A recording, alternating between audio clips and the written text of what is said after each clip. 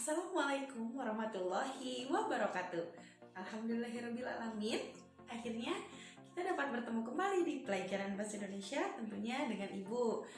Nah, setelah kita membahas mengenai apa itu berita, ciri berita, unsur dan struktur berita, hari ini kita akan membahas mengenai kaidah kebahasaan dari teks berita. Setiap teks tentu mempunyai ciri atau kaidah kebahasaannya masing-masing. Nah, kegunaannya apa sih? Tentu agar kita bisa membedakan antara teks satu dengan teks yang lainnya.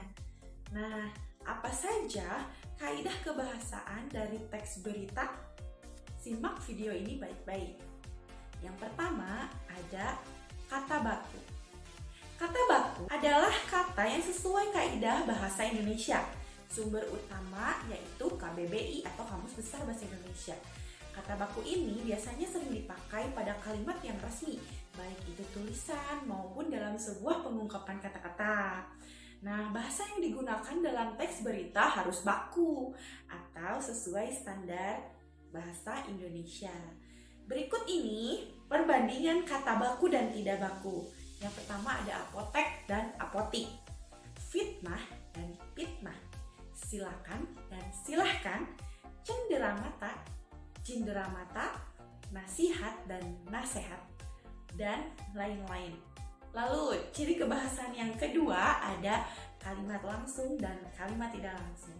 Nah, pasti kalian sudah mengetahui apa itu kalimat langsung dan tidak langsung. Nah, cirinya kalimat langsung itu ada tanda kutip.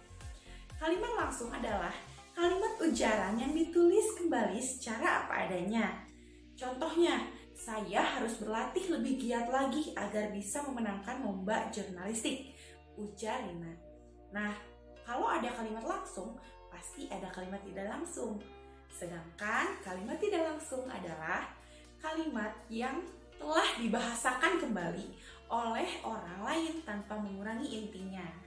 Contohnya, Rina mengatakan bahwa ia harus lebih giat lagi agar bisa memenangkan lomba jurnalistik. Dapat diketahui perbedaannya kan? Jika kalimat langsung itu mempunyai tanda petik dan Rina langsung yang ngomong, yang berbicara Rina langsung. Berbeda dengan kalimat tidak langsung, ada orang lain yang berbicara apa yang Rina bicarakan. Paham sampai sini? Baik, kita lanjut ke kaidah kebahasaan yang ketiga. Kaidah kebahasaan yang ketiga ada kata kerja mental. Kata kerja mental adalah kata kerja yang berkaitan dengan kegiatan hasil pemikiran. Kata-kata yang dimaksud antara lain adalah memikirkan, membayangkan, memutuskan, berkesimpulan, mengerti, dan lain-lain. Dan masih banyak lagi. Contohnya ya, kepala sekolah memikirkan solusi untuk bisa meningkatkan prestasi sekolah. Itu contoh dari kata kerja mental. Ada kata yang di dalamnya hasil dari memikirkan. Nah, itu tadi kata memikirkan. Lalu, kaidah kebahasaan yang keempat yaitu adalah keterangan waktu dan tempat. Keterangan waktu dan tempat ini diperlukan dalam sebuah teks berita. Kenapa? Karena sebagai kelengkapan atas isi dari suatu berita. Contohnya, terjadi kebakaran di kompleks perumahan Gria Asri, Sabtu malam pukul 20.15 waktu Indonesia Barat. Nah, tempatnya di mana?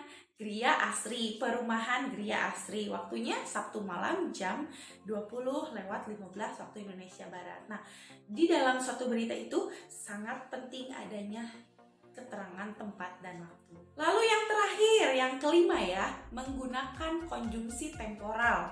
Konjungsi bisa disebut juga dengan kata hubung. Nah, konjungsi ini selalu ada di setiap teks dalam bahasa Indonesia.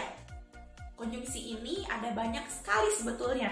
Nah, salah satu konjungsi yang terdapat dalam teks berita adalah konjungsi temporal. Nah, apa sih konjungsi temporal? Konjungsi temporal adalah kata hubung yang menunjukkan urutan waktu. Nah, berikut beberapa konjungsi temporal yang sering digunakan dalam teks berita. Ada kemudian, sejak, setelah, awalnya, akhirnya, ketika, selama, dan lain-lain, dan masih banyak lagi. Oke, mungkin pembahasan kali ini Ibu cukupkan sekian. Semoga anak-anak bisa memahami apa yang Ibu sampaikan hari ini. Ibu ucapkan terima kasih. Wassalamualaikum warahmatullahi wabarakatuh.